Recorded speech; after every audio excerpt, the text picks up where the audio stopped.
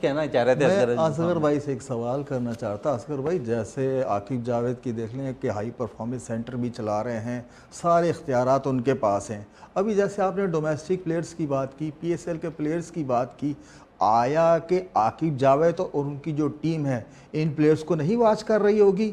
जाहिर है जो परफॉर्मेंस देगा तो आकिब जावेद उन्हें ही सिलेक्ट करेंगे ना, या कोई और प्लेयर अमरेला से तो नहीं आएगा? यहीं से आपने टीम बनानी, इस पर ज़रा रोशनी डालें आप।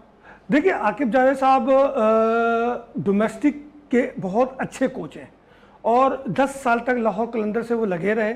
लाहौर कलंदर के फ्रेंचाइजर ने खुद कहा कि ये तो डोमेस्टिक में और जो नेशनल कैंप है या आप ट्रेनिंग सेंटर कह लें तो एनसीए कह लें, उसके लिए ये इंतहाई आइडियल है। लेकिन बदनसीबी हमारी ये है कि पर्ची सिस्टम के तहत वो पाकिस्तान टीम के ना सिर्फ हेड कोच बने अपनी साजिशों के जरिए, और मैंने नहीं, जैसी गिलिप्सन ने उन पर इल्ज़ाम लगाए, और फिर हमारे वहाब रियाज के साथ सपोर्ट में वो सिलेक्शन कमेटी के रुकन बने और गैर एलानिया तौर पे वो चीफ सेलेक्टर भी बन गए। तो अब उनका जो अंजाम है वो सबके सामने नज़र आ रहा है।